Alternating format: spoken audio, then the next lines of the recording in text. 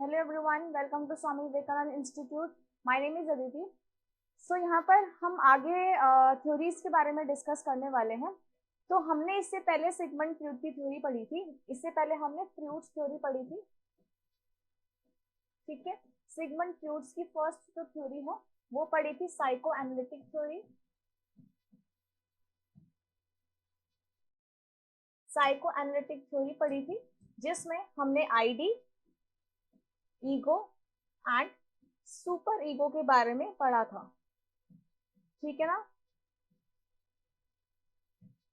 कि यहाँ पे आईडी क्या होता है, ईगो क्या होता है एंड सुपर ईगो क्या होता है, वो भी फ्रूड की थ्योरी थी। That is Freud psycho analytic theory. Now we are going to discuss about psychosexual theory, ठीक है। साइकोसेक्सुअल थ्योरी का मतलब क्या है, देखो, जो साइको एनालिटिक थ्योरी थी ना वो हमारे एनालिसिस पे बेस्ड थी कि हम कैसे एनालाइज करते हैं, हम लर्न कैसे करते हैं इन्वायरमेंट से, और हमारी थिंकिंग क्या होती है, क्या हम किसी चीज को एक्सेप्टेबल कर पाते हैं, किन चीजों को हम एक्सेप्टेबल नहीं कर पाते। तो वो एक्सेप्टेबिलिटी पे बेस्ड थी। दूसरा, हम सोशली कैसे डील कर रहे हैं उस पर बेस्ड थी। अब हम पढ़ेंगे साइकोसेक्सुअल थ्योरी। जो साइकोसेक्सुअल थ्योरी है that is based on the body, कि यहाँ पर जो हमारा बॉडी ग्रो हो रहा है वो कैसे होता है, ठीक है। जो बॉडी ग्रो है वो कैसे हो रही है फ्रॉम द बर्थ, ठीक है। तो according to Freud's, childhood development takes place in stages, ठीक है। चाइल्डहुड डेवलपमेंट कैसे होता है, स्टेजेस में होता है। If a baby lacks proper nurturing and parenting during any stage, he और she get fixated on that stage, ठीक है। अगर किसी को पेरेंट्स की केयर नहीं मिल पाती तो वो सब चीजें आगे स्टेजेस आगे स्टेजेस में सारे फिक्सअप होती चली जाती है। तो फ्रूड ने 5 स्टेजेस दी, ठीक है, 5 स्टेजेस दी साइकोसेक्सुअल थ्योरी में, जो कि किससे रिलेटेड थी, specific areas of the body, different specific areas of the body, जो कि हमारे बॉडी के स्पेसिफिक एरियाज से लिंक थी, ठीक है। जैसे साइकोनेटिक किससे लिंक थी, कि हम कैसे सोच रहे हैं, हमारी कैसी एनालिसिस है, हमारी ट्रू आईडी क्या है, हमारा ईगो क्या है, सुपर ईगो क्या है। बट यहाँ पर अगर मैं साइकोसेक्सुअल थ्योरी की बात करूं तो ये बेस थी कि हमारे जो बॉडी पार्ट्स हैं, ठीक है, जो हमारे स्पेसिफिक एरियाज हैं बॉडी के, वो कैसे ग्रो करते हैं, ठीक है। अब वो कैसे ग्रो करते हैं, उन्होंने क्या करा, जो ये फ्रूट था, इन्होंने 5 स्टेजेस में इनको डिफरेंशिएट कर दिया, ठीक है। 5 स्टेजेस इन्होंने डेवलपमेंट की 5 स्टेजेस बनाई और इसको किस जोन में डाला, एरोजीनियस जोन में डाल दिया, ठीक है। अब ये 5 स्टेजेस कौन सी थी, देखो, एक PYQ है, ठीक है, एक PYQ है, उसमें ये आया हुआ है कि यहाँ पे 5 स्टेजेस कौन सी है, ठीक है। एक PYQ में क्वेश्चन आया है कि 5 स्टेजेस जो है वो कौन सी है। तो ये 5 स्टेजेस आपको ध्यान में रखनी है, ठीक है।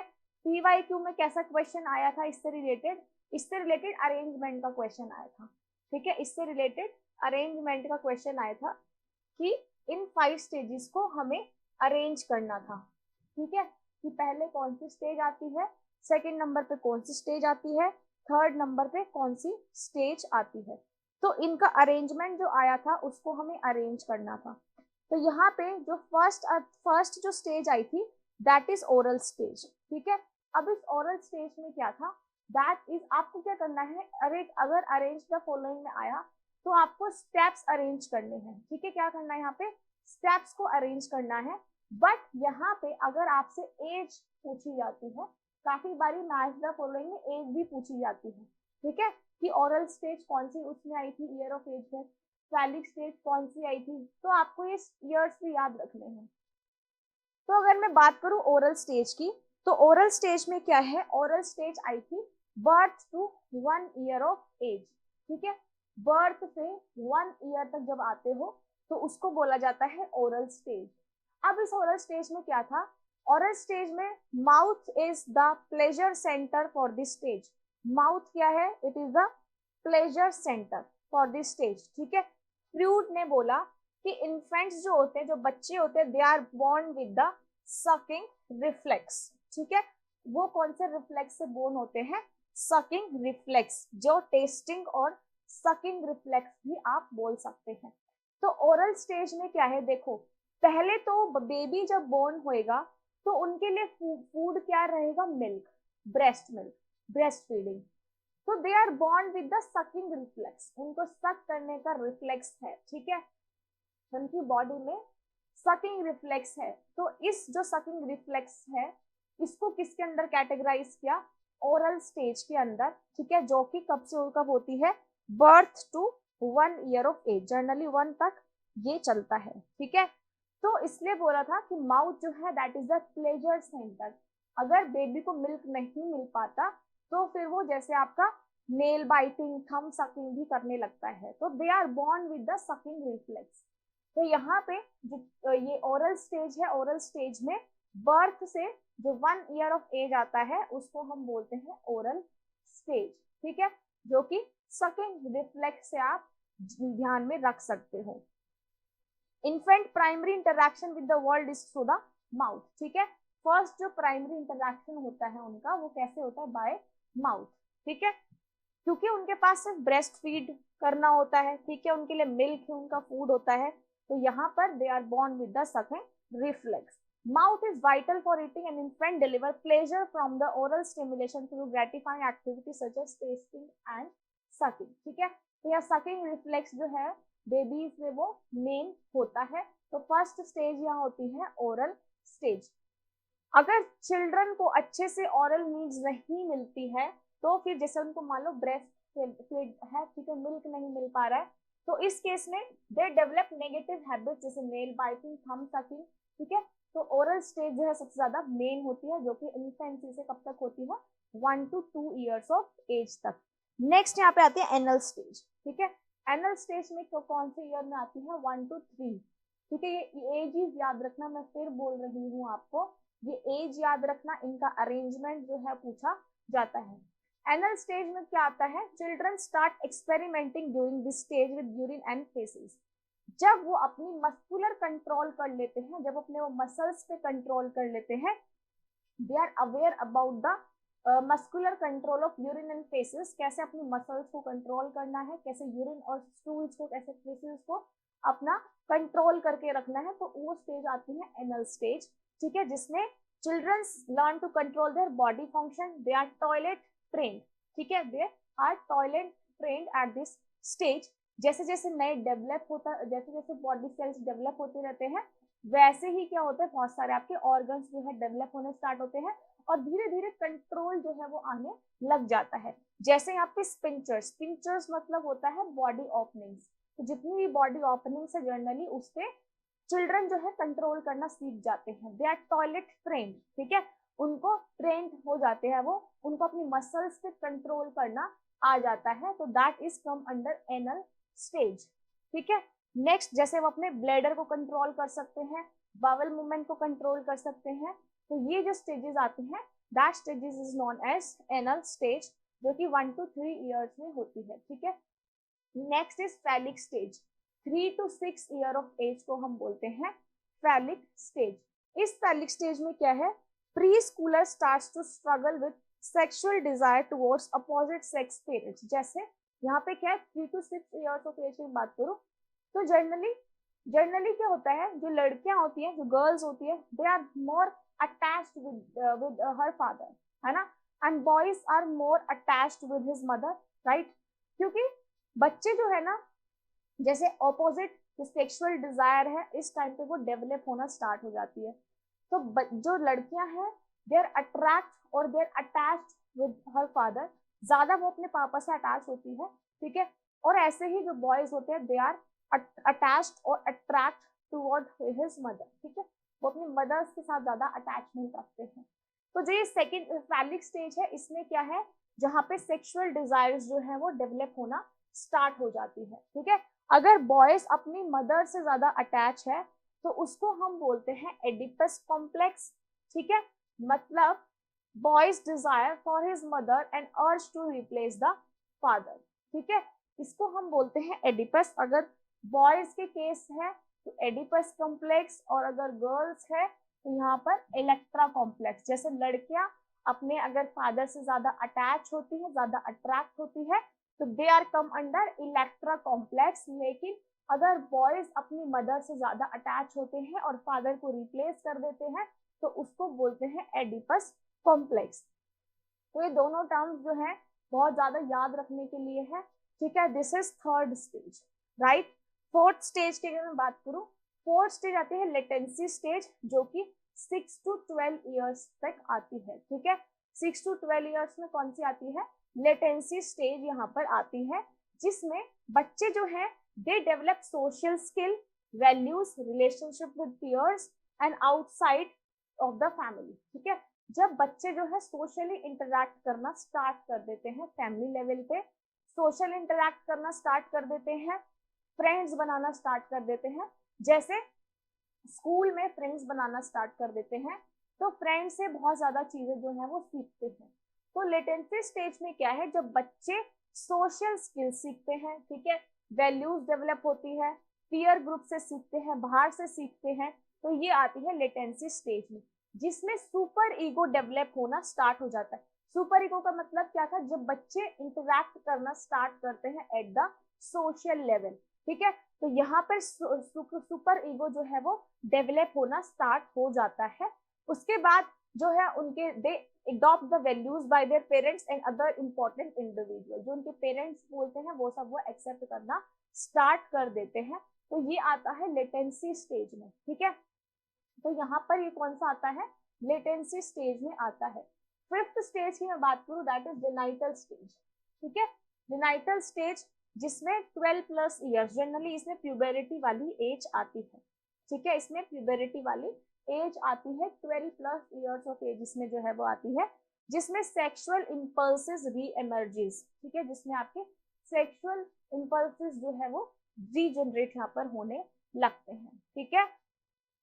If other stages have been successfully met, adolescents engage in appropriate sexual behavior. If development has been successful, the individual will continue to develop in a well-balanced person. ठीक है, तो यहाँ पे जेनाइटल स्टेज होती है प्यूबरिटी स्टेज, जिसमें हमारे बहुत सारे चेंजेस आते हैं at the psychological level, social level, ठीक है, मोरल डेवलपमेंट, ये सारी चीजें जो है इस स्टेज पे आनी स्टार्ट हो जाती है।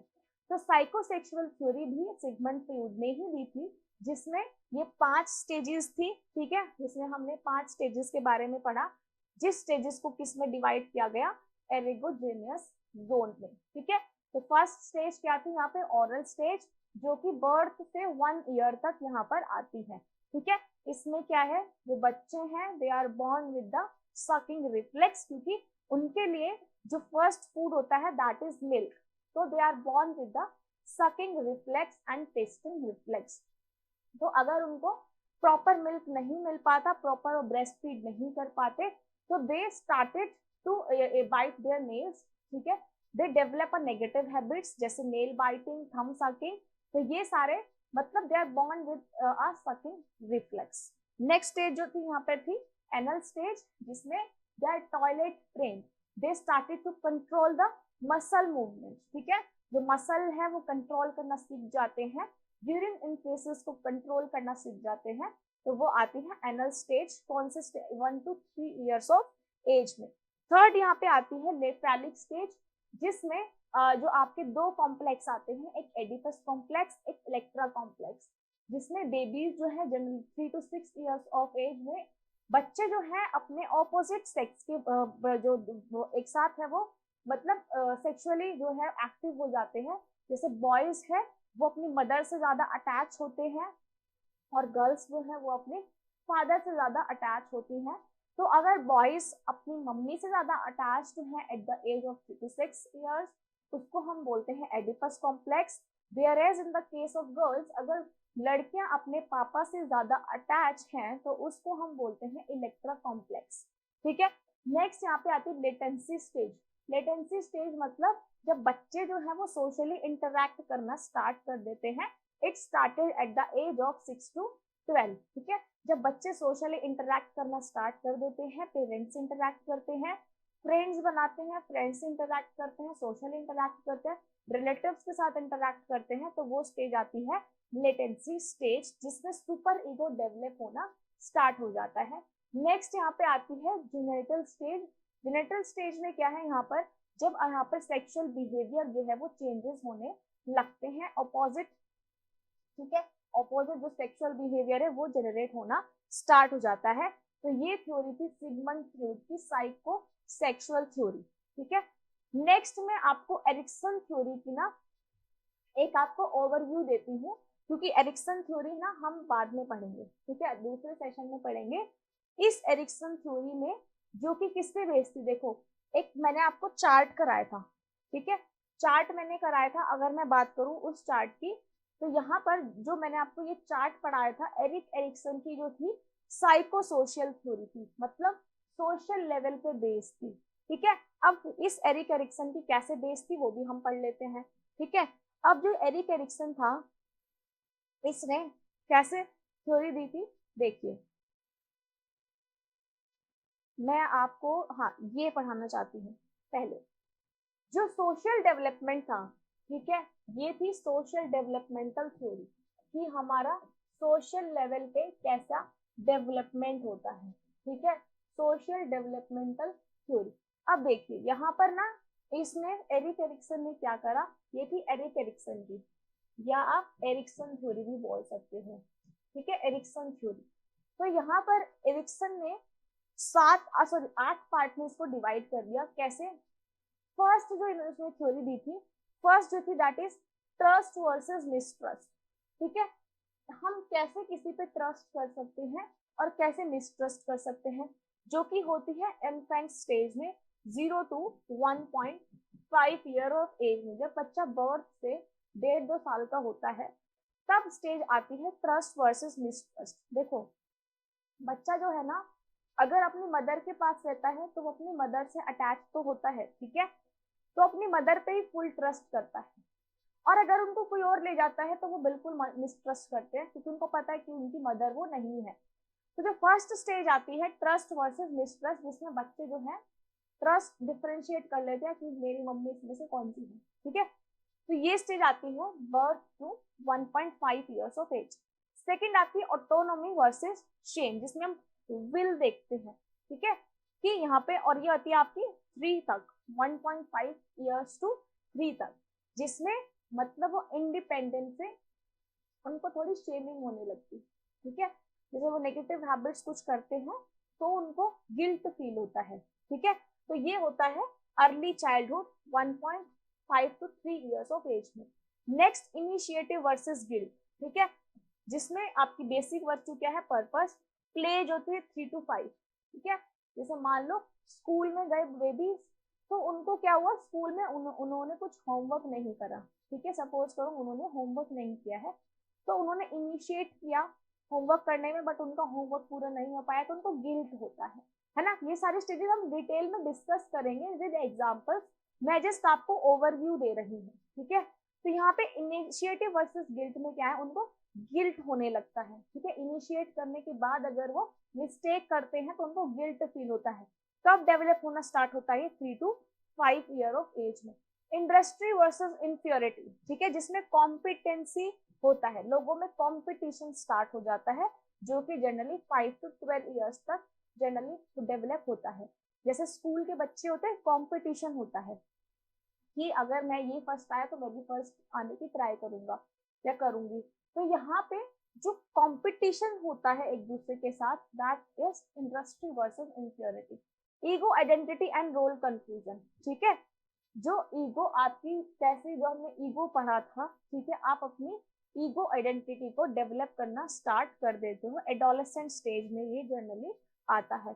इंटीमेसी वर्सेस आइसोलेशन होता है 18 to 40 ईयर्स ऑफ एज में, जिसमें लव, केयर, ठीक है, आपका सेक्सुअल बिहेवियर, ये सब डेवलप होना स्टार्ट होता है।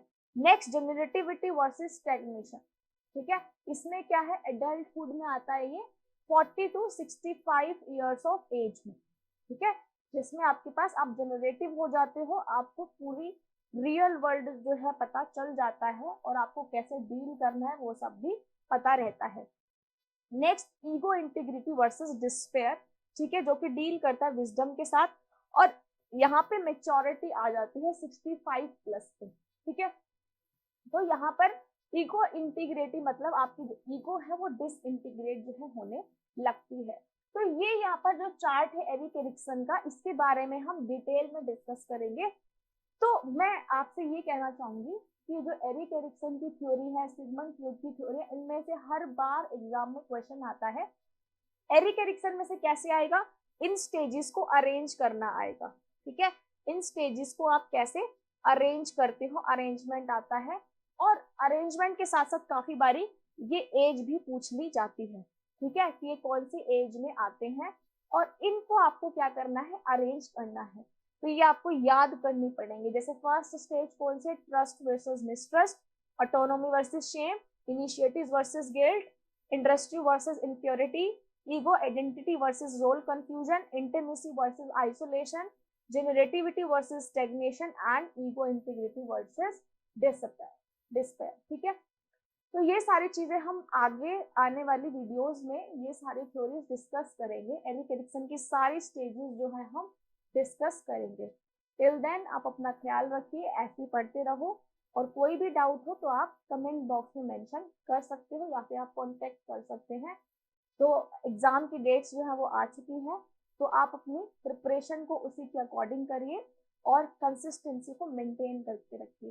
Thank you so much, bye and take care everyone.